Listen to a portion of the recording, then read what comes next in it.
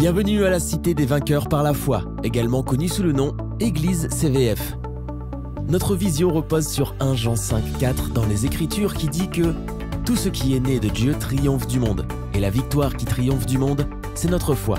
Consacré au Seigneur. C'est pourquoi nous prêchons la parole de foi qui transforme le chrétien en vainqueur. Le pasteur Emmanuel Diko Ngwama, enseignant et spécialiste de la parole de foi, est en charge de ce ministère qu'il a fondé en 2014 sur l'instruction du Seigneur. Bien-aimés dans le Seigneur, bonjour. Je suis dans la joie de partager. Nous sommes toujours dans notre série d'enseignements. Comment marcher par la foi? Comment marcher par la foi? Nous sommes en train de travailler sur, pour moi, un des chapitres les plus importants du Nouveau Testament, Hébreux chapitre 11. C'est le chapitre dédié à la notion, à la dimension de la foi. Comme tu le sais, la foi est d'esprit, c'est une force spirituelle qui provient de la parole révélée de Dieu. Et bien encore, plus que cela, la Bible nous dit à plusieurs reprises que le juste fera quoi? Vivra par la foi. Et donc, en cette période d'apostasie, où les chrétiens abandonnent l'Église, où les gens abandonnent le Seigneur, où ils sont harcelés par l'ennemi, le Seigneur nous a fait cet honneur de prêcher et d'enseigner la parole de foi. Et Hébreux chapitre 11 vraiment fait suite à ce que nous avons vu il y a une année, comment vivre par la foi. Je vous renvoie à CVF TV. Là, nous sommes sur comment marcher par la foi. Alors, sans plus tarder, on va aller dans Hébreux chapitre 11, dans la version second 21. Dimanche dernier, pour la petite histoire, la vidéo va bientôt sortir, on a parlé de la foi d'Abraham. Le diacre Anderson avait parlé, je suis encore revenu dessus parce qu'on suit la trame du chapitre 11. Et j'expliquais cette réalité que la foi de tout chrétien doit être testée. Le Seigneur doit mettre ta foi à l'épreuve. Le terme grec dokimos, ça signifie certifier, tester, peser, sous-peser, contrôler. Aujourd'hui, on dira appellation d'origine quoi? Contrôler. Et la foi du chrétien, à un moment donné, tu veux marcher avec le Seigneur, à un moment ou à un autre, le Seigneur doit tester ta foi. Et le test de la foi que Abraham a eu, c'est par rapport à ce qu'il avait de plus cher, son fils Isaac. Et bien souvent pour nous, c'est soit nos ambitions, nos projets, des fois notre argent. Le Seigneur nous met dos au mur pour voir réellement ce que notre foi vaut. Donc je te renvoie à l'enseignement de dimanche dernier. Le test de la foi, c'est une étape indispensable. Maintenant, on est sur le chapitre 11 toujours, mais le verset 20. Le verset 20, et ce matin, le titre de mon message, c'est la bénédiction et sa formule. Dis avec moi, la bénédiction et sa formule. Tout à l'heure, le diacre Andy a développé cette notion de la bénédiction. On va aller dans les détails là-dessus. Parce que lorsque on vit et on marche par la foi, ce matin, je veux te faire comprendre. Si le Saint-Esprit nous aide à finir, mais je ne pense pas qu'on aura fini ce dimanche, à comprendre comment la bénédiction fonctionne, comment elle est indispensable pour tout chrétien et pour tout enfant de Dieu. Alléluia. Nous ici à CVF, on enseigne ces réalités depuis longtemps, mais au plus j'avance avec le Seigneur, au plus je me fais découvrir d'autres réalités concernant cette bénédiction. Et donc, le titre du message de ce matin, c'est la bénédiction et sa formule. Verset 20, second 21, on peut aller jusqu'au verset 22, s'il te plaît, sœur Saint-Pierre. C'est par la foi qu'Isaac a béni Jacob et Ésaü en vue de l'avenir. Amen. La Bible dit, c'est par la foi que Isaac a béni Jacob et Ésaü, n'est-ce pas, en vue de l'avenir. Déjà, écoute-moi très bien. Déjà, je rentre directement dans le sujet de mon message. Dès que tu prends ce verset, la Bible explique une réalité.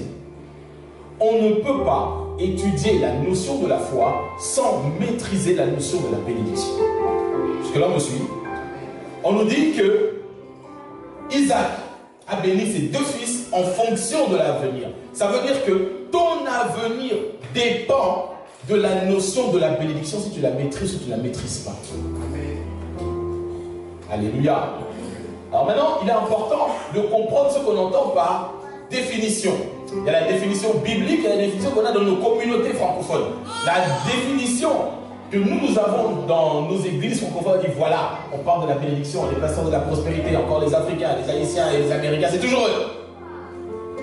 Vrai, la bénédiction est présente dans la Bible dès la première page. Dès la première page. Et je vais te démontrer que pour que le plan de Dieu se réalise dans ta vie, l'instrument que Dieu a donné à l'homme pour que l'homme fonctionne comme Dieu, à son image, à sa ressemblance, c'est la bénédiction. Dans Genèse chapitre 1er, Dieu a tout créé. Et lorsqu'il a créé l'homme à son image et à sa ressemblance, au chapitre 2, la Bible dit que Dieu les a formés. Mais dans le chapitre 1er, il a créé l'homme. Est-ce que tout le monde me suit très bien? Amen. Je parle de la bénédiction, sa connexion avec la foi, la bénédiction et sa formule. Quand je parle de formule, sa formule existentielle et sa formule expressive. Alléluia. Tu veux aller loin avec Dieu, tu dois maîtriser la notion de la bénédiction. Ici on nous dit, c'est par la foi que Isaac a béni Jacob et Ésaü en vue de l'avenir. Il n'y a pas d'avenir s'il n'y a pas de bénédiction. Il n'y en a pas. Il n'y en a pas. Genèse chapitre 1er, verset 28, version Darby. Nous allons définir ce qu'est la bénédiction et ensuite on rentre dans Hébreux chapitre 11 encore une fois. Je prends mon temps de bien expliquer ces réalités parce que c'est introduit et expliqué dans le chapitre de la foi. L'autre terme, ce n'est pas CVF qui a inventé ça, ce n'est pas le pasteur parce qu'il ne savait pas quoi prêcher, c'est expliqué. La Bible nous définit la foi, on parle du parcours de la foi, et là-dedans, la Bible introduit la notion de la bénédiction. Et je veux que tu la comprennes très bien. Une fois que tu l'auras maîtrisé, frère, ta vie ne sera plus jamais la même. Alléluia. J'en ai parlé longuement il y a 2 ans quand j'enseignais sur la notion de oikonomos, n'est-ce pas? Mais là, je vais encore revenir sur certains détails, parce qu'au plus on avance avec le Seigneur, plus on fait découvrir certaines réalités, et la foi vient de ce que tu entends. Alléluia. Ok, maintenant, définissons la notion de la bénédiction. Dans Genèse, chapitre 1er, au verset 28 de la version Darby, comme tu le sais, Darby, c'est vraiment la version littérale de l'hébreu ancien, c'est pour ça qu'il est difficile de lire la Bible Darby en entier, parce que c'est vraiment du copier-coller. Mais il y a des notions importantes pour définir certaines réalités. Et ici, Dieu crée l'homme à son image et à sa ressemblance. On sait que Dieu est esprit. Verset 28, s'il vous plaît. Et Dieu les bénit, et Dieu leur dit, fructifiez et multipliez, et remplissez la terre, et l'assujettissez, et dominez sur les poissons de la mer, et sur les oiseaux des cieux, et sur tout être vivant qui se meut sur la terre. Ok. Le plan de Dieu, c'est de répandre le même système qui est dans le ciel sur la terre. C'est-à-dire qu'il veut que nous, ses enfants, nous puissions vivre sur les mêmes statuts, les mêmes fonctionnements que lui, n'est-ce pas? Ça, c'est élémentaire, on connaît cela. Mais maintenant, une fois que Dieu a créé l'homme, pour que l'homme puisse fonctionner comme lui, la Bible dit d'abord, Dieu bénit l'homme. La première chose que l'homme a entendue de la part de Dieu, ce n'est pas le bonjour, c'est la bénédiction. Est-ce qu'on me comprend? Il bénit l'homme et ensuite il leur dit, trop de versions françaises disent, Dieu les bénit en disant, Dieu les bénit en disant. Non, il y a 2 actes et 2 temps différents. Ici, Darby le rend très bien, la Bible dit, et Dieu les bénit, point virgule. Et Dieu leur dit, point, 2 points, n'est-ce pas? Le canal par lequel la bénédiction passe, c'est la parole. Mais la parole à elle seule n'est pas la bénédiction. Oh, on me suit? Dieu les bénit en disant, non, Dieu les bénit, c'est-à-dire, Dieu est esprit. La bénédiction, c'est la puissance, la capacité surnaturelle que Dieu donne à l'homme pour dominer, pour réussir, pour prospérer, pour que l'homme puisse fonctionner comme Dieu. Ok? Et donc, Dieu les bénit, ça veut dire quoi? Ça veut dire en étant pratique et technique, Dieu a fait sortir du dedans de lui ce qui est esprit. Et dans cet esprit, il y a la puissance que Dieu a de tout créer et de tout dominer qui s'appelle la bénédiction. Et il a pris cette puissance, il a mis ça dans sa parole. C'est pour ça que Dieu les bénit, point virgule, et il leur dit. Ça veut dire que la bénédiction est esprit, puisque Dieu lui-même est quoi? Esprit. Et tu remarqueras que techniquement parlant, l'homme à cette étape-là est uniquement esprit, puisqu'il a été formé au chapitre 2. Jusque-là, c'est bon? Je veux que tu sortes de la définition de la bénédiction, c'est d'avoir 10 voitures, un pasteur qui arrive avec une grosse voiture, c'est la bénédiction. Non, frère, c'est plus que cela. Ça, ce sont les fruits, les résultantes, les effets secondaires de la bénédiction. Mais la bénédiction en elle-même, c'est la puissance qui fait que Dieu soit Dieu. Sans la bénédiction, il est impossible de porter du fruit, de se multiplier, de remplir, d'assujettir et de dominer. Alléluia, l'église. Ok? Je sais que c'est un petit remind, rappel pour certains, mais c'est tellement important de revenir sur cela parce qu'il faut que vous les maîtrisiez. Dieu les bénit. En d'autres termes, en tant qu'enfant de Dieu, lorsque tu es né de nouveau, le Saint-Esprit vient habiter dans ton esprit. Lorsque le Saint-Esprit vient, il amène avec lui ce bagage-là, la capacité surnaturelle à porter du fruit. Et tu remarqueras que avec le Messie, dans l'Ancien Testament, la bénédiction est la thématique qui est le plus exploitée. Pourquoi? Parce que la bénédiction, c'est ce qui nous permet de refléter l'image de Dieu sur la terre. Notre Dieu est un grand roi, notre Dieu est un Dieu qui domine, notre Dieu est un Dieu puissant. Mais tout cela, il le fait comment? Au moyen de la bénédiction. Et qu'est-ce qui permet que la bénédiction puisse fonctionner? C'est la foi.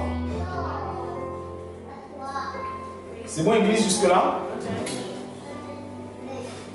Donc, Dieu les bénit et il leur dit, porte du fruit, multiplie, remplis, assujettis la terre, domine-la. Tu ne peux pas la dominer si tu n'es pas porteur de la bénédiction.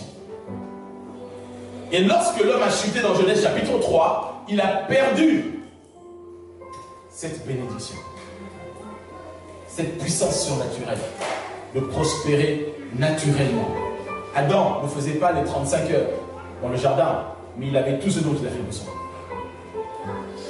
La bénédiction fonctionnait par elle-même. Dieu a mandaté la bénédiction, elle a cette capacité surnaturelle de recréer partout où elle est les mêmes réalités qu'il y avait dans le jardin d'Éden. Est-ce qu'on me comprend très bien? Je répète, je dis que la bénédiction que l'Éternel libère ici, elle possède au-dedans d'elle-même tout ce qu'il faut. Et lorsqu'elle fonctionne librement, elle recrée dans ta maison les mêmes réalités qu'il y avait dans le jardin d'Éden. Et dans le jardin d'Éden, il n'y avait pas de place pour la pauvreté, ni la maladie, ni la mort. C'est bon jusque-là, Église? Ok. Tu dois aspirer aux réalités qui sont dans la bénédiction. Je vais te dire une chose, Dieu ne la donne pas à n'importe qui et il ne la donne pas n'importe comment. Je répète, la bénédiction, Dieu ne la donne pas à n'importe qui et il ne la donne pas n'importe comment. Elle est réservée à ceux qui sont nés de Dieu. Est-ce qu'on me comprend? Elle est réservée à ceux qui sont nés de Dieu, c'est-à-dire qui portent son image, son ADN et sa ressemblance. Parce que la bénédiction fait partie de l'image et de l'ADN de Dieu. De 1. Et de 2, la bénédiction ne se libère pas n'importe comment, elle part toujours du supérieur vers l'inférieur. Alléluia. C'est pas parce que tu me donnes 100 €, tu dis pasteur, je te bénis. La réalité biblique, c'est pas ça. Tu ne bénis pas, mais si tu me donnes 10 000 $, tu ne me bénis pas. C'est toujours le supérieur qui bénit l'inférieur. Par contre, quand tu donnes 10 000 $ à l'église, 20 000 $ au pasteur, tu ne bénis pas le pasteur, tu te connectes à la bénédiction qu'il porte. Et qui, par ricochet, se multiplie dans ta vie. Pour se comprendre très bien, et ce que je dis là, la Bible le dit dans le livre d'Hébreux, chapitre 6, chapitre 7. La Bible dit, il est totalement certain, sans équivoque, c'est toujours le supérieur qui bénit l'inférieur. Alléluia. Ici, quand on parle de supérieur et d'inférieur, on ne parle pas par la nature, on parle par le positionnement et degré d'autorité. C'est bon, Église? On revient dans Hébreu. Hébreu chapitre 11, verset 20.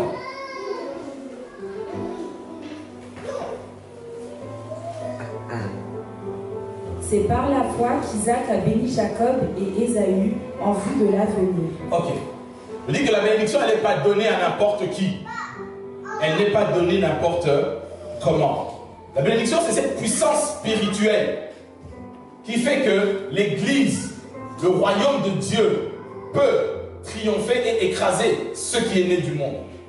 Tout ce qui est né de Dieu triomphe. Et la victoire qui triomphe du monde, c'est quoi? Notre foi. Retiens bien ceci. La bénédiction, c'est cette force surnaturelle, spirituelle, supérieure, qui vient du royaume de Dieu et qui nous confère la supériorité, la domination, la capacité d'assujettir tout ce qui est dans ce monde. Et la victoire qui matérialise la bénédiction, qui la met réelle dans ta vie, c'est ta foi. Ok, jusque-là? C'est pour cela que dans Hébreu chapitre 11, qu'on voit ici, la Bible dit, c'est par la foi, c'est-à-dire en utilisant le canal de la foi, en sachant que ce que je libère va s'accomplir certainement, que Isaac a béni ses enfants.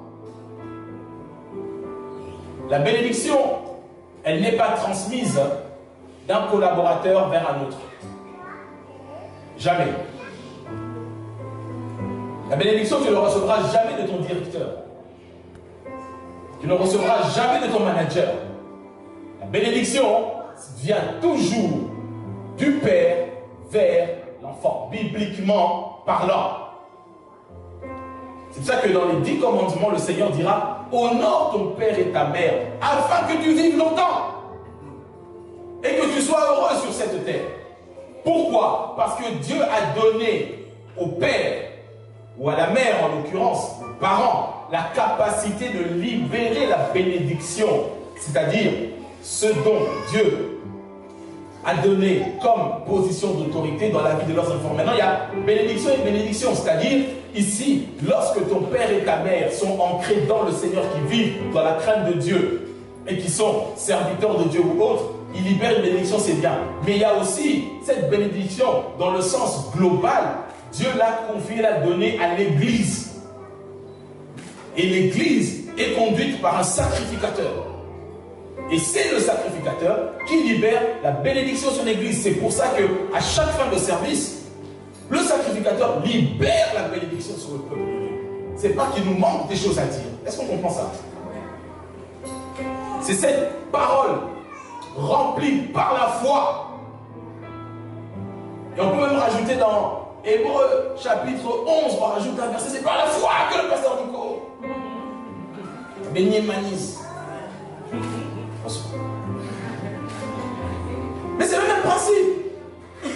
Est-ce qu'on me comprend? Jusque-là, on est ensemble? Ok. Sans la bénédiction, tu ne peux pas fonctionner réellement dans ta destinée et atteindre les objectifs que Dieu t'a donnés. Pourquoi? Dans ce verset, ce qui m'a beaucoup choqué, pendant longtemps, quand je lisais le verset 20, je disais toujours c'est par la foi qu'Isaac a béni Jacob en vue des choses à venir. Mais en réalité, il a béni Jacob, il a aussi béni Ésaü. C'est-à-dire qu'il y a bénédiction et bénédiction. Il y a la bénédiction d'Abraham et il y a la bénédiction qu'un père peut donner. La bénédiction d'Abraham, c'est la même que Dieu a libérée dans Genèse chapitre 1er, verset 28. C'est la première chose. Donc quand Dieu a créé l'homme dans son plan, il savait que pour que l'homme puisse bien fonctionner, l'élément central dont il a besoin, c'est cette puissance spirituelle. Ok, jusque-là? Ok. Et donc, je disais que le thème du message que nous sommes en train de voir, c'est que pour rentrer dans les choses à venir, au moyen de la foi, c'est par la foi qu'Isaac a béni Jacob et Ésaü en vue des choses à venir. On sait tous. Et Dieu lui-même le dit, il dit, tu as aimé Jacob et tu as haï Ésaü. Église, écoute-moi très bien. Je dis qu'il y a la bénédiction d'Abraham et il y a la bénédiction du Père. C'est différent. Les deux n'ont pas la même puissance. Ils ont des effets des fois similaires, mais ils n'ont pas le même impact, ni la même intensité. Je prendrai le temps d'aller vraiment dans les détails là-dessus. Isaac, il a reçu la bénédiction d'Abraham, son père. Abraham l'a reçu de Dieu. Dieu l'a donné à partir de Noé, lorsqu'il a détruit toute la race humaine, n'est-ce pas? Ok. Maintenant, j'aimerais expliquer ceci. Il a béni ses enfants. Il y a deux types de bénédictions, on va le voir après. Mais il y a un enfant qui a été obéissant au principe de Dieu. Il a reçu la bénédiction d'Abraham. Il y a l'autre qui n'était pas très obéissant vis-à-vis de ses parents. Mais comme il était quand même enfant d'Isaac, il a reçu une bénédiction. Cette bénédiction a permis à Ésaü de prospérer. Mais il n'a pas prospéré comme Jacob a prospéré. Est-ce qu'on me comprend? Ça veut dire que dans la maison, dans l'église, il y a des enfants qui peuvent recevoir la bénédiction du pasteur parce qu'ils sont obéissants, attachés, fidèles. Il y a d'autres qui reçoivent une bénédiction comme Ésaü l'a reçue. Elle marchera, mais les deux n'ont pas la même intensité. Est-ce qu'on me suit? Ok.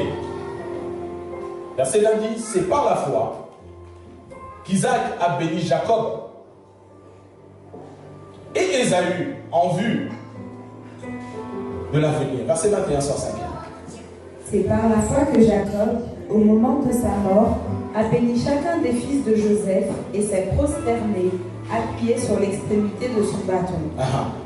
Donc, à la fin du livre de Genèse, lorsqu'il est en Égypte, avant de mourir, Jacob, on verra ça dans les détails, je vais vous passer en revue chacune de ses bénédictions, il y a des révélations derrière.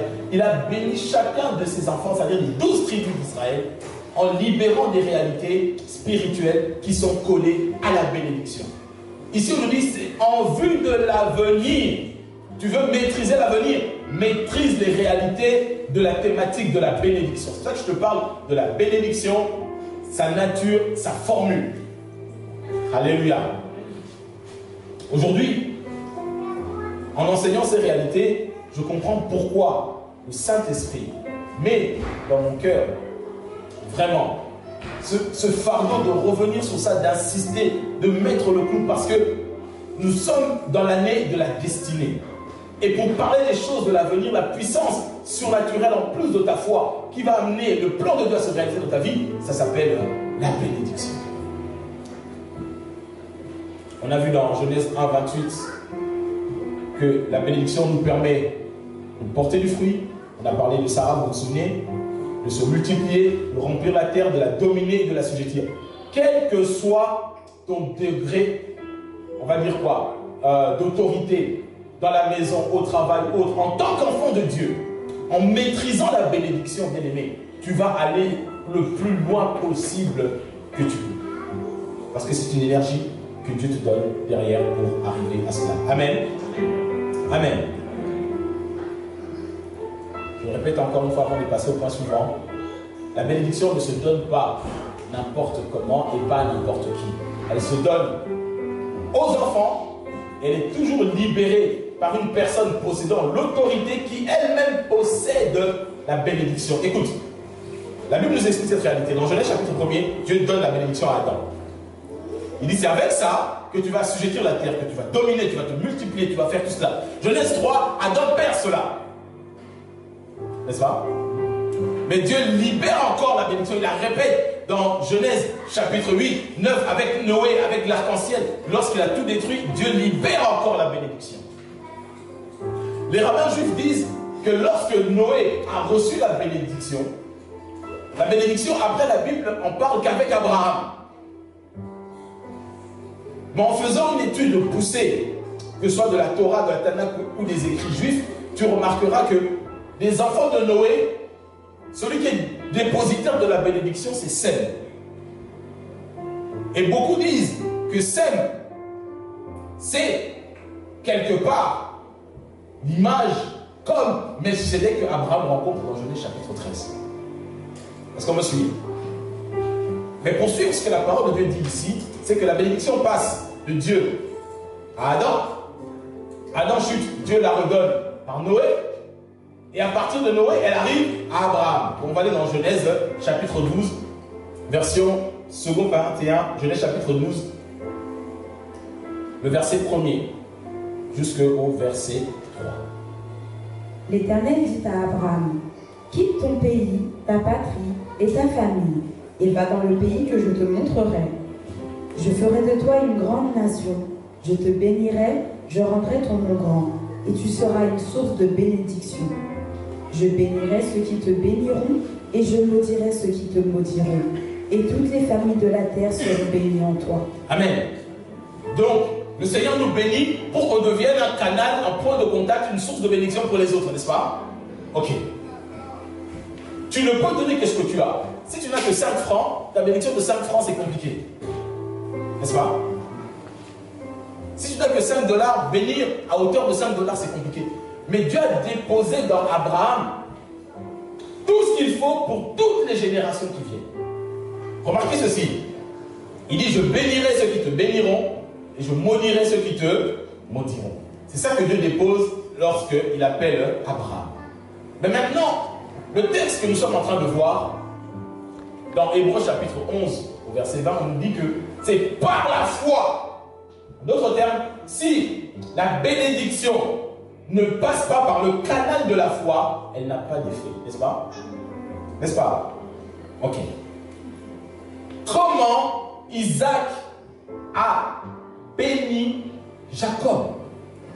On va le lire dans Genèse chapitre 27, version Darby s'il te plaît. Et quand on lit ce texte, cette histoire, Jacob a été béni, en réalité il a été béni 2 fois. Il a été béni lorsqu'il a arraché cette bénédiction et que son père a libéré cette bénédiction. Et quand il allait partir chez Laban, son père réitère encore la bénédiction. Parce que la foi vient de ce que tu attends. Ok? Alors, verset 28, chapitre 27 du livre de Genèse dans la version Darby. Je parle ce matin de la notion de la bénédiction. Sans elle, tu ne peux pas atteindre l'objectif, le but que Dieu t'a assigné et destiné sur cette terre. Est-ce que l'Église peut me dire un bon Amen? Amen. Verset 28. Que Dieu te donne de la rosée des cieux et de la graisse de la terre, et une abondance de froment et de mou. Amen.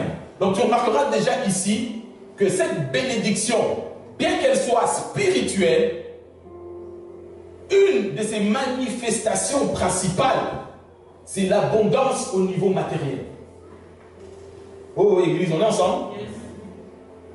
Il dit que Dieu te donne la rosée des cieux, parce que c'était un peuple de bergers et d'agriculteurs. C'est-à-dire que la pluie était un trésor.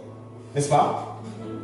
Il dit que cette bénédiction se transforme en rosée du ciel. C'est-à-dire que tout ce dont tu as besoin, tu le reçois. Et que la terre te donne, j'aime beaucoup cette formule dans la version d'Arby, que tu reçoives la graisse de la terre. D'autres termes, une terre bien charnue, là où tu vas dans tout ce que tu fais, tu réussis. Est-ce que l'Église me comprend? Tu es en droit de désirer cette bénédiction parce qu'elle fait partie. C'est la première chose que Dieu t'a donnée sur cette terre. Lorsqu'il a créé Adam, il a dit reçois la bénédiction. C'est-à-dire l'élément principal à 80% de la constitution de la bénédiction de l'Éternel qui est spirituelle. L'élément qui constitue la bénédiction de l'Éternel à 80%, ça s'appelle la faveur de Dieu. Bénédiction, c'est le moyen au travers duquel la faveur de Dieu, le choix de Dieu, l'amour, l'abondance, la faveur de Dieu vient impacter ta vie, elle passe au travers de la bénédiction. Et quand tu prends Genèse chapitre 12, dans ma version anglaise, dans la version Darby, Dieu dit, je vais te bénir par une augmentation abondante de faveur. C'est la version Amplified en anglais qui dit ça. Abundant increase of favor. Une augmentation abondante de faveur. Donc ici, il dit que Dieu te bénisse. Comment? Il te donne la pluie quand tu en as besoin et la graisse de la terre. C'est-à-dire que tu plantes 2 cacahuètes, tu en reçois 25 000. Et tu remarqueras que lorsque Dieu a maudit l'homme, Il a maudit la terre. Il a dit maintenant la terre va devenir compliquée pour toi. N'est-ce pas? Dans Genèse chapitre 3. Il dit ça va te produire des épines. Mais quand il parle de la bénédiction, il dit que la terre te donne la graisse de la terre, c'est-à-dire le surplus. Le very best, comme on dit, le surplus. Ok? Il te donne la graisse de la terre, une abondance de froment, de mousse, c'est-à-dire de végétation, de multiplication. Verset 29, sœur Isabelle. Que des peuples te servent et que des peuplades se prosternent devant toi.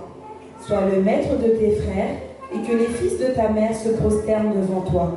Encore une fois ici, on voit que la bénédiction, au-delà d'apporter la faveur de Dieu, au-delà d'apporter l'abondance et la prospérité, la bénédiction a en elle la supériorité. Est-ce qu'on me comprend? La supériorité. Et partout où tu vas, tu seras la tête et jamais la queue en fait. C'est ça qu'il est en train d'expliquer. Tu dois t'attendre en tant qu'enfant de Dieu. Aujourd'hui, dans nos églises francophones, on nous enseigne plus tu es au bas de l'échelle, plus tu es humble, plus tu es ça. C'est faux. Ça ne colle pas avec la bénédiction de l'Éternel. Ce n'est pas une question de diplôme, ce n'est pas une question de qualification, c'est une question de révélation de la parole de Dieu. De savoir qui tu es véritablement. Quand tu sais qui tu es véritablement, tu marches avec puissance. Tu accomplis des miracles. Tu vis une vie de faveur. Parce que tu sais qui tu es. N'est-ce pas? Tu chantes ça mais tu ne maîtrises pas. C'est la vérité. J'aime les chants inspirés de la parole de Dieu. C'est vrai. Et ensuite, maudit soit celui qui te maudit. Et béni soit celui qui te bénit. Amen. Et donc ça c'est ce que Isaac libère sur son fils. On sait dans quelles conditions Jacob a bidouillé pour recevoir cela. Ce sont les violents qui s'en emparent. Et lorsque il doit partir pour sauver sa vie parce que son frère cherche à le tuer, il vient saluer son père pour la dernière fois. Petite parenthèse, tu liras dans ce texte, tu verras que un des derniers conseils que Isaac donne à Jacob avant de partir, il dit surtout ne prends pas une femme païenne, mon fils. Si tu lis dans le texte, tu verras. Il parle des femmes de la tribu. Il dit surtout ne prends pas de femme païenne comme Ésaü le faisait. Quand tu lis le contexte, tu verras que Ésaü avait épousé des païennes, il a fait souffrir non seulement ses parents, mais lui-même aussi en a souffert. Il a reçu une bénédiction, mais ce n'est pas la même bénédiction. Est-ce que l'Église me comprend? Maintenant, Genèse chapitre 28, version Darby,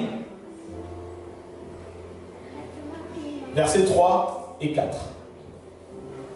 Et que le Dieu Tout-Puissant te bénisse et te fasse fructifier et te multiplie, afin que tu deviennes une assemblée de peuples.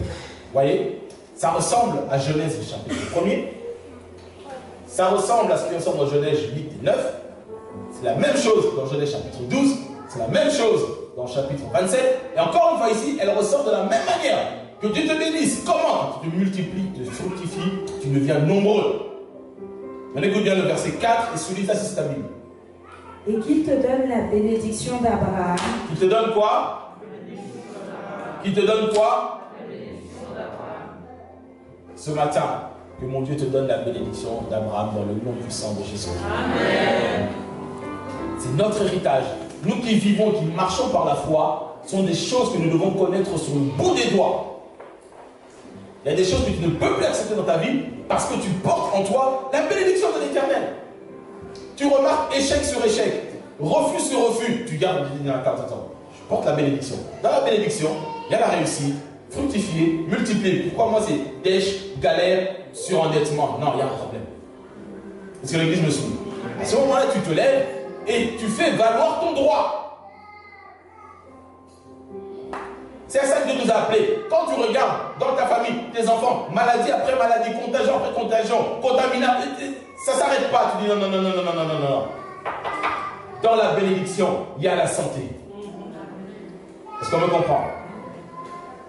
La bénédiction retient vraiment cette formule.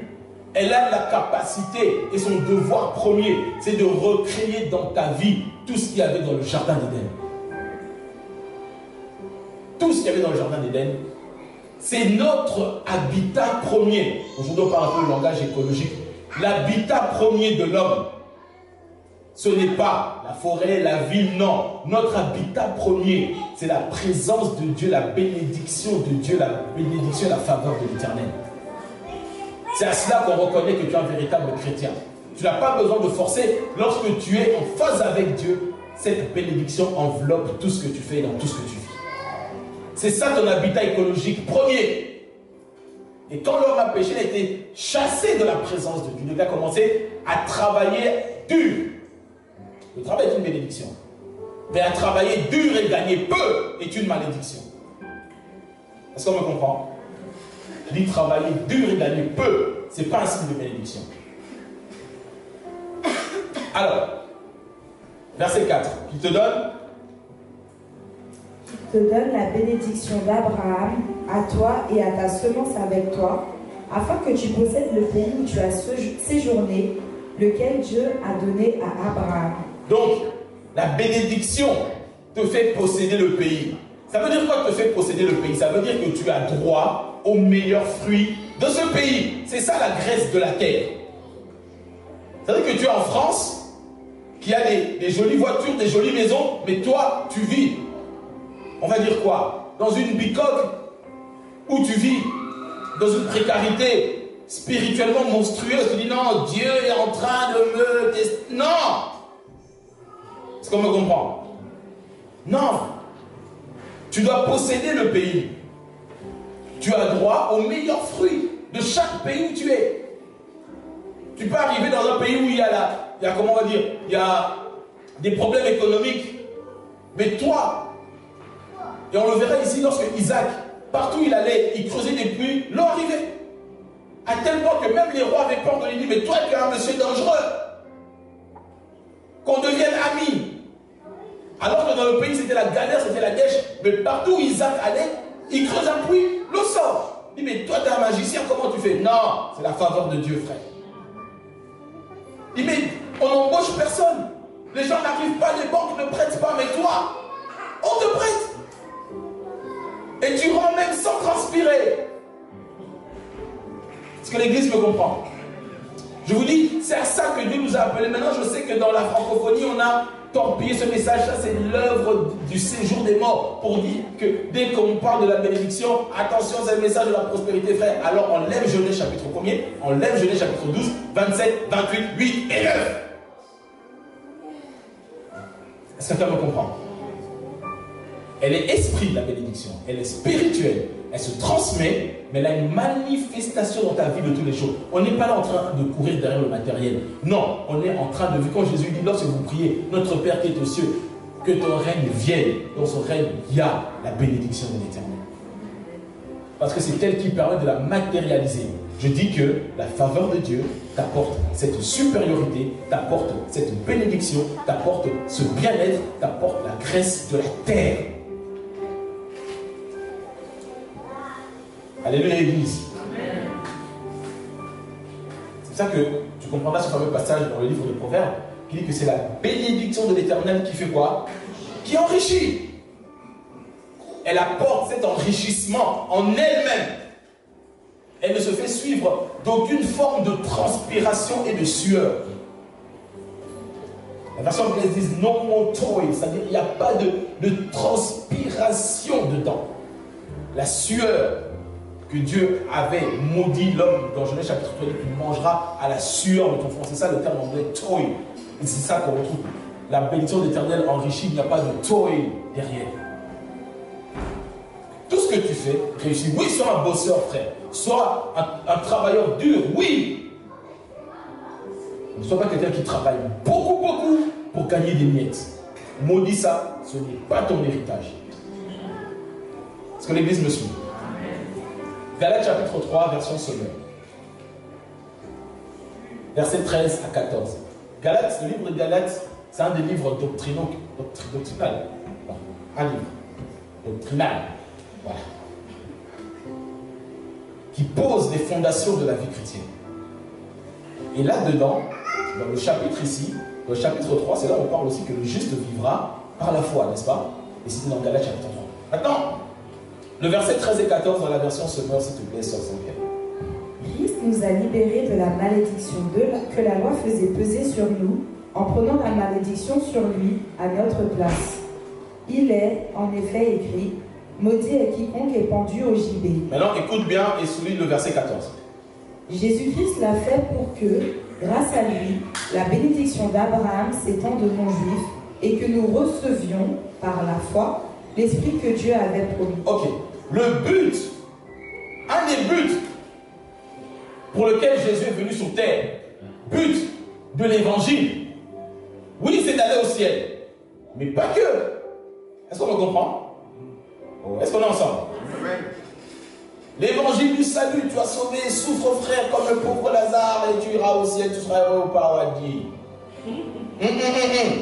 La Bible ne dit pas que ça. La Bible dit ceci. Il dit, Jésus-Christ l'a fait pour que grâce à lui, dis avec moi, pour que grâce à lui quoi?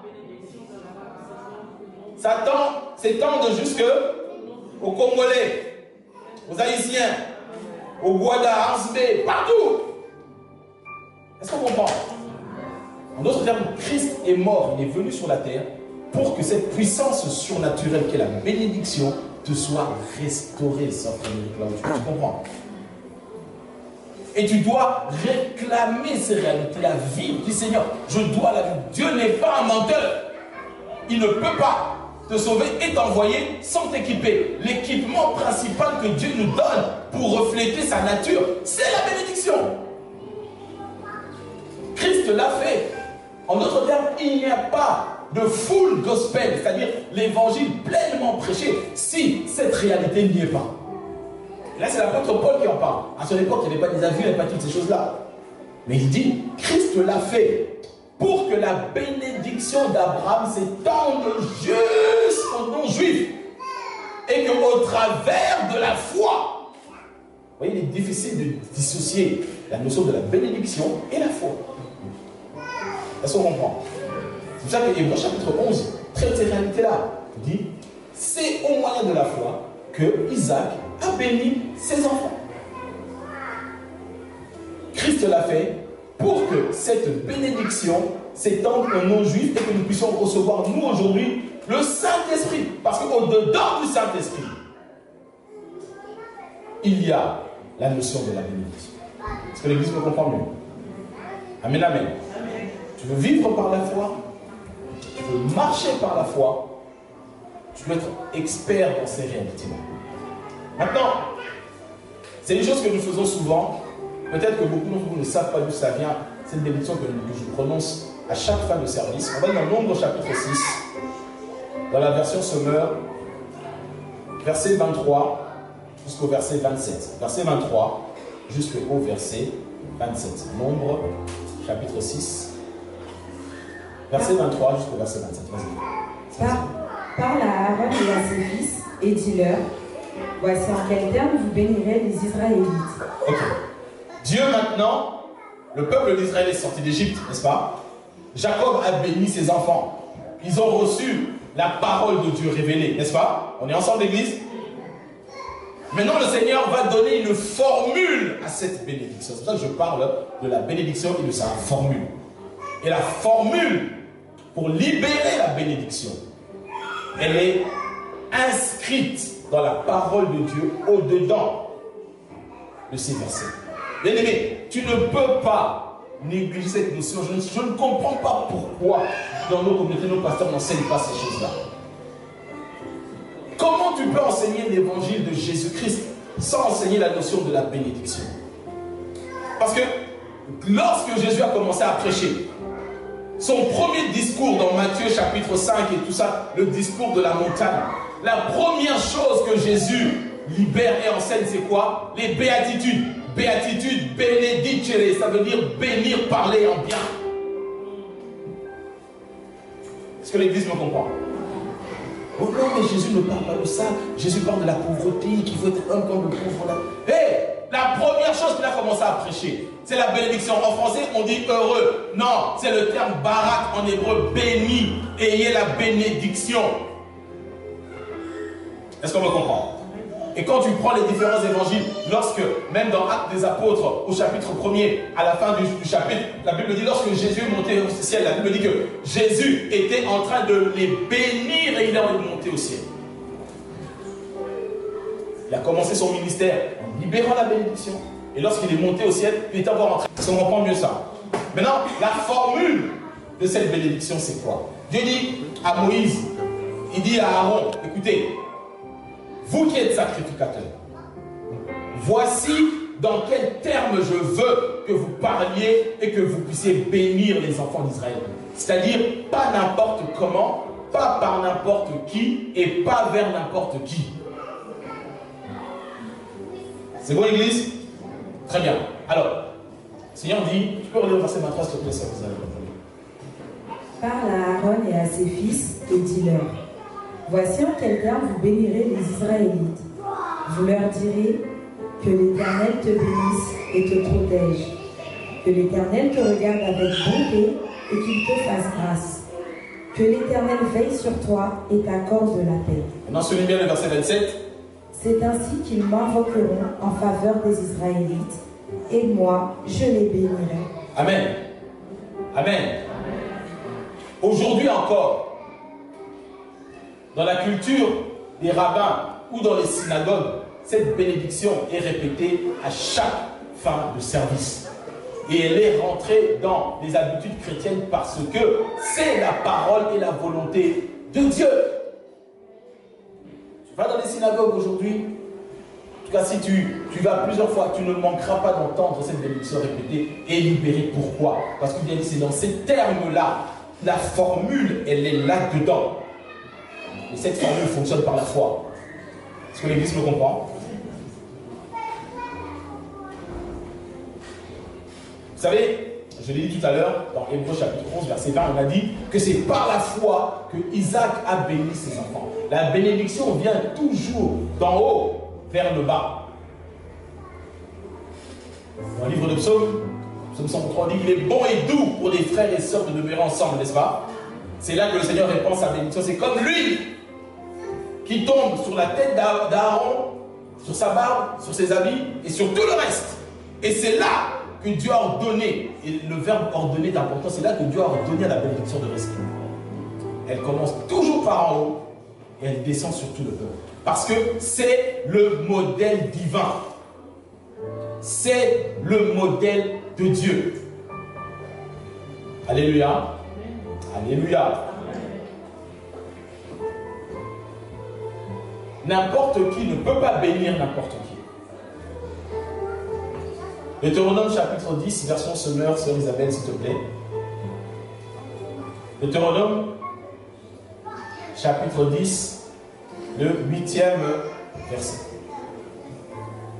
C'est à cette époque que l'Éternel choisit la tribu de Lévi pour porter le coffre de l'alliance de l'Éternel et se tenir en sa présence, pour être à son service et pour bénir le peuple en son nom, comme elle l'a fait jusqu'à ce jour. Amen. Amen. Des 12 tribus d'Israël, Dieu a donné une portion de la terre. Nous qui sommes dans l'Ikao tous les vendredis pour conquérir Canaan, on aura le temps toute cette année de voir ces réalités-là. Dieu a donné une portion de terre à chacune des tribus, sauf à la tribu de Lévi. Il a dit non, non, non, vous les Lévites, vous n'allez pas avoir de terre comme portion, comme héritage. Votre héritage à vous, Lévites, c'est moi, Dieu. Alléluia. Ceux qui sont consacrés au Seigneur à plein temps dans un ministère full-time, comme on dit en anglais, les fivefold ministries, les 5 ministères à plein temps, sacrificateurs mis à part. C'est par eux que Dieu a décidé de faire passer la bénédiction pour son peuple. Alléluia. Ils peuvent être gentils, ils peuvent être sévères, ils peuvent être des fois méchants. On voit des exemples dans la Bible, mais ils possèdent dans leur bouche, à cause du choix de Dieu, la bénédiction. Dieu a fait passer le mandat de la bénédiction au sacrificateur. dit pour être à son service et pour bénir le peuple en son nom. Bien-aimé, un pasteur qui se respecte dans le travail qu'il fait, oui, on dit souvent, oui, le pasteur est là pour intercéder, ceci, je l'ai toujours dit. Mon travail, c'est de nourrir, c'est de protéger, c'est de guérir. Mais en réalité, la grande majorité de mon travail, quand je prie, je bénis l'Église. Est-ce que quelqu'un me comprend? Remarquez ici, Dieu ne dit pas pour intercéder, pour chasser des démons. Oui, tout ça, ça fait partie. Mais la vraie fonction, ce que Dieu attend de moi d'abord, et ce que je fais, l'Éternel est mon témoin vivant dans ce temps. Quand je prie dans la semaine, si je prie 1 heure, j'ai un exemple, ou si je prie à l'échelle de 100, 80% de mon temps, c'est de bénir les gens. C'est de bénir les gens. De bénir les gens. De prier dans l'église. De prier ici, de bénir tout un chacun. C'est mon travail. C'est ça que Dieu me demande de faire d'abord. Ensuite, dans le cadre de cette bénédiction, c'est chasser les démons. C'est intercéder. C'est conseiller. C'est écouter. Mais ma fonction première, c'est de libérer la bénédiction d'Abraham dans vos vies. Est-ce que l'église me comprend? Maintenant, en tant que père ou mère, dans votre foyer, le Seigneur a fait de nous un peuple de rois et de sacrificateurs. Ça veut dire que dans ta maison, papa, maman, dépositaire d'autorité, tu es sacrificateur dans ta maison à l'échelle nucléaire de ton foyer. Et ton devoir, c'est aussi de bénir tes enfants. Et pas de dire, mais toi, j'aurais dit que la tête dure, tu me fais tomber fou. C'est quelqu'un me suit? Cet enfant me fait craquer. Oh, ouf, j'en peux plus, Cédric, de ton fils. Oh. Tu as appelé à bénir, ma soeur. Et dans le cadre de cette bénédiction, traite sa folie. Et la Bible le dit. Il dit que le caractère de la folie est attaché à l'enfant, à son immaturité. Et vous savez quel est l'instrument que Dieu donne pour traiter la folie de l'enfant? C'est le bâton. Mais lis dans ta Bible, tu verras. C'est le bâton. Oh mais non, il faut prendre le temps de lui parler, de l'écouter. On va aller voir un psy. Bâton. Que le Loup a commencé à t'appeler Jean-René par ton nom, tu vas commencer à dire mais je comprends pas, il y a un démon. Non, bâton. Est-ce que l'église me suit? Maintenant, ne coupe pas pour faire un buzz sur moi, je vous maudis ça au nom de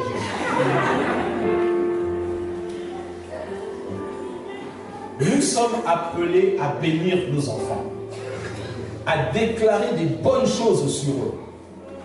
C'est ça d'abord notre fonction première. Et ensuite, dans cela, nous prenons soin de leur maladie, nous prenons soin de leur folie, nous prenons soin de leur terreur. Mais si toi, à chaque fois, tu dis, toi, quand tu rentres, tu es un bandit, toi, hein. Tu es un bandit, tu es fou, toi. Hein. Il deviendra un bandit, il deviendra un fou. Toi-même, tu vas manger les fruits de ce qui est sorti de ta bouche. Est-ce que tu me comprends? Même si ton enfant ne comprend pas, mais à un moment, quand tu lui parles, tu t'adresses à lui en des termes que Dieu a mis dans ton cœur pour ton enfant. C'est pour ça que le prénom que nous donnons à nos enfants, ce ne sont pas des prénoms qui doivent être à la mode uniquement. Est-ce qu'on me suit? Si c'est la mode d'appeler tes enfants Sangoku, allez, Sangoku dans l'église.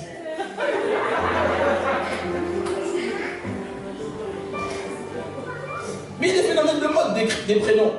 Ou des prénoms composés, nous les Congolais, les champions dans ça. Tu as Albertine et Roger, Albert Roger. Le nom de l'enfant, c'est son identité. Et à chaque fois que tu le dis, comment Dieu a fait que Abraham change de dimension? Il a changé son prénom. Est-ce qu'on me comprend? Et dans le nom, il y a la bénédiction, parce que la bénédiction passe par la parole. Souvenez-vous, dans Genèse chapitre 1er, verset 28, la Bible dit, Dieu les bénit et il leur dit. Parce que l'église me suit toujours. Dieu les bénit et il leur dit. Mais la bénédiction passe de la personne d'autorité vis-à-vis de l'autre. C'est pour ça que Dieu a introduit ça, je l'ai dit, je le répète, dans les 10 commandements. honorer ton père et ta mère. Pourquoi? Pour que leur cœur soit favorable et pour qu'ils puissent libérer la bénédiction. Ésaü n'a pas reçu la bénédiction d'Abraham. Pourquoi? Parce que les femmes qu'il a épousées rendaient fous Isaac et Rebecca. Lis dans Genèse, tu verras. C'est ça que lorsque Jacob est parti, son père a dit, s'il te plaît, ne prends pas une femme païenne. Alléluia. Deutéronome 21, verset 5. Deutéronome 21, 5e verset. Alors, les prêtres descendants de Lévi s'avanceront, car ce sont eux que l'Éternel, votre Dieu, a choisis pour être à son service et pour donner la bénédiction en son nom. Dieu a choisi des personnes consacrées pour être au service du Seigneur et pour faire quoi? Pour libérer, donner la bénédiction au nom de l'Éternel. Un pasteur qui ne bénit pas l'Église en le disant clairement. Méfie-toi.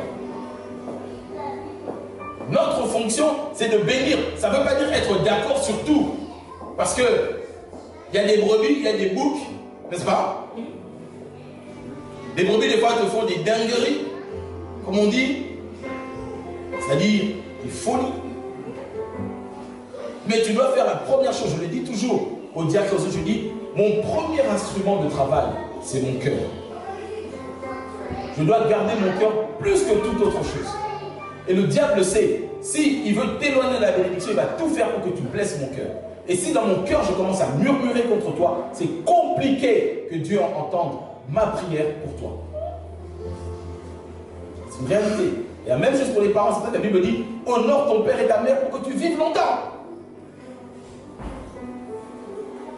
Mon instrument de travail principal, c'est mon cœur. Et si mon cœur est blessé, je ne peux donner que ce que j'ai. C'est ce que la Bible dit. Tu ne peux donner que ce que tu as. Maintenant, si dans nos communautés francophones, on veut que les pasteurs soient pauvres, je ne peux que te donner que ce que j'ai. J'ai une paire de sandales en plastique, je te donnerai ma bénédiction à hauteur d'une sandale en plastique. Est-ce qu'on comprend ça? Ça n'a rien à voir avec la révélation. Non. Ce que Dieu a mis dans mon cœur, la dimension dans laquelle j'opère, c'est ça que je possède, c'est ça que je peux libérer dans la vie de quelqu'un. Et la fonction première du sacrificateur, c'est la bénédiction pour vous. Amen, amen, Église. Vous êtes appelés à aller conquérir ce pays, à aller prendre les meilleurs fruits, postes, maisons, travail dans ce pays. C'est la vérité biblique. C'est comme ça que nous reflétons la suprématie de Dieu sur le système de ce monde. Et l'élément que Dieu doit donner, c'est la bénédiction. Elle fonctionne par la foi en étant libérée par une personne qui possède l'autorité.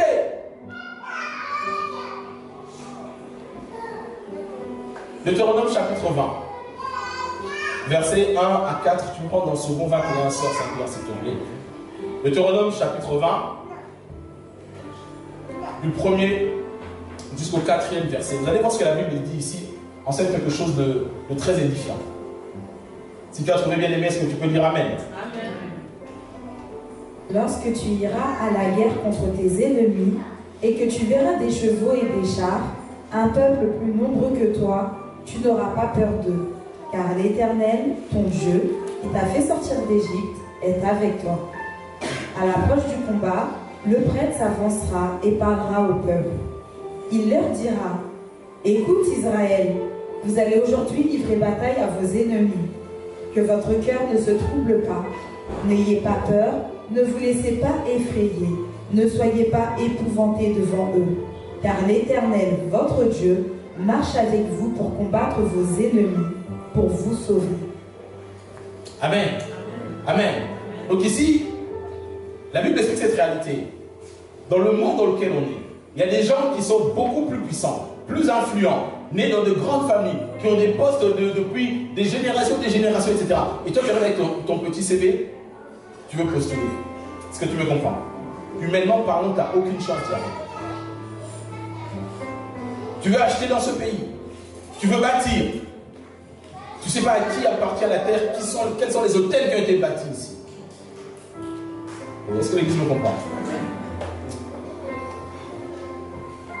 Et donc, à chaque fois que nous libérons cette bénédiction, ça vous donne la capacité non seulement de combattre, mais de remporter la victoire. Israël ne pouvait pas. Dieu leur avait interdit d'aller à la guerre sans qu'il y ait un sacrificateur qui vienne les bénir. Et cette réalité, en vérité, le diable ne fait que copier. Pour parler un bon français, le diable ne fait que singer ce que Dieu fait. Derrière toute position d'autorité, que ce soit ton manager dans le pôle sanitaire, le directeur, autre, derrière toute position d'autorité, et la Bible le démontre, il n'y a pas d'autorité s'il n'y a pas de trône. Et derrière tout trône, tout roi, tout président est investi par un sacrificateur. Regarde la reine d'Angleterre quand elle était investie en 1950 et quelques. C'est l'archevêque de Canterbury qui lui confère l'onction. Est-ce que l'Église me comprend? Le président des États-Unis, lorsqu'il prête pour rentrer en fonction, quel est le président qui est rentré en fonction sans prêter serment sur la parole de Dieu? Et s'il y a la parole de Dieu, il y a un sacrificateur. Il n'y a que nous qui ne voyons pas ça. Est-ce que l'Église me comprend? Tu veux commencer un business pour vendre ton magasin. Tu ne sais pas si le voisin à côté n'a pas fait venir M. Mamadou Sissé et ils ont sacrifié des poules, ils ont libéré les parents de Dieu. Mais non, je suis béni par l'Éternel. Il faut.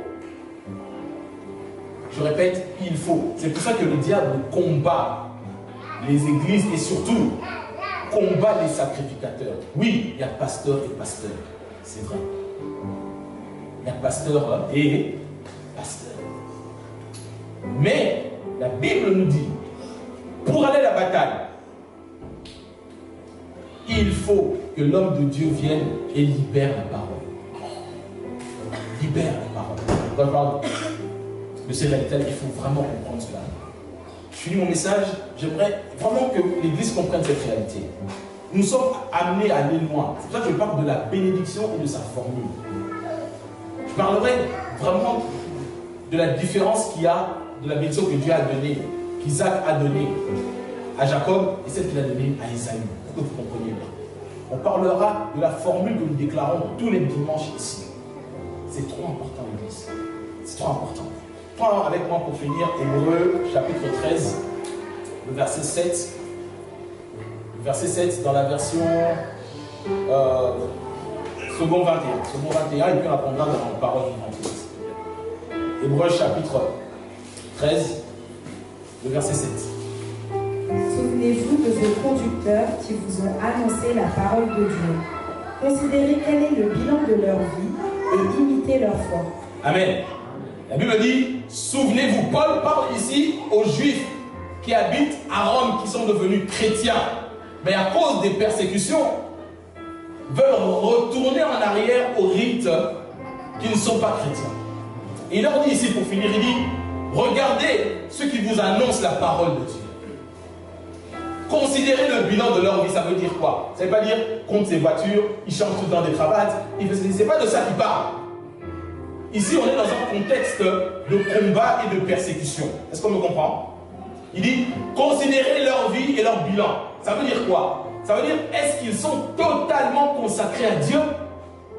Est-ce qu'ils sont prêts à mourir et vivre pleinement les choses de Dieu? Alors, si c'est le cas, imite sa foi. Est-ce que l'Église me comprend? C'est pas dit comment ça, je dis, pasteur Tunassi, il est comme ça. Pasteur Marcelo, il est comme ça. C'est pas ça considérer, c'est pas ça. Non, ici il dit, ceux qui vous annoncent la parole dans l'église, les diacres, les leaders, le pasteur, ceux qui vous annoncent et qui vous prêchent la foi, regardez comment ils vivent. Regardez comment ils vivent. Est-ce qu'ils sont réellement collés à la parole de Dieu? Bien aimé, moi j'ai pas honte de dire, j'ai beaucoup de défauts. Mais dans le domaine de la foi, j'en ai pas beaucoup. Est-ce qu'on me comprend? Dans certaines choses, oui, je ne suis pas parfait. Mais dans le domaine de la foi, je peux dire sans hésiter, imite ma foi. imite ma foi. Dans les dons, dîmes, offrandes, vie de prière, ça imite ma foi, ça marche. Maintenant, je suis peut-être aussi célèbre que tout ce que vous suivez sur le web et machin, ça c'est pas encore Dieu m'appelait peut-être à autre chose.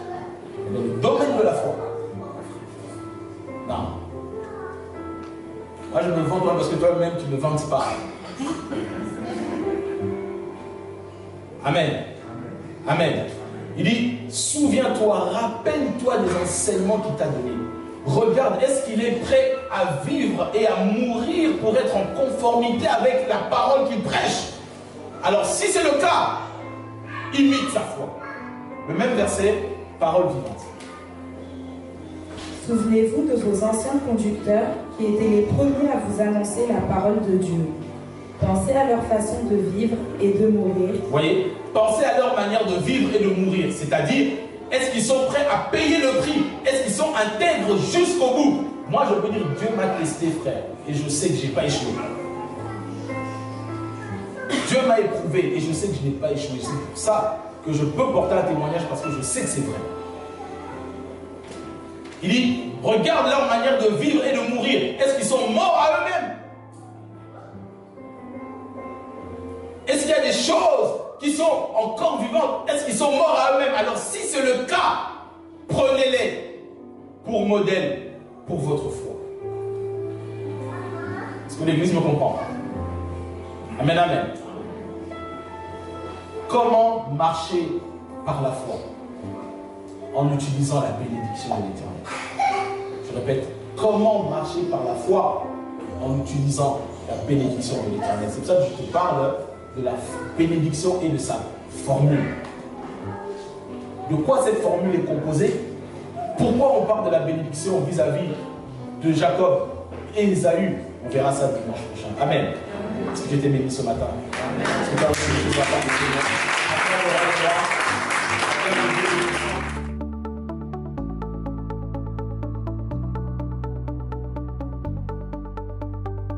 Bienvenue à la Cité des vainqueurs par la foi, également connue sous le nom Église CVF. Notre vision repose sur 1 Jean 5,4 dans les Écritures qui dit que tout ce qui est né de Dieu triomphe du monde, et la victoire qui triomphe du monde, c'est notre foi. Consacré au Seigneur. C'est pourquoi nous prêchons la parole de foi qui transforme le chrétien en vainqueur. Le pasteur Emmanuel Diko Ngbama, enseignant et spécialiste de la parole de foi, est en charge de ce ministère qu'il a fondé en 2014 sur l'instruction du Seigneur. Bien-aimés dans le Seigneur, bonjour. Je suis dans la joie de partager la parole.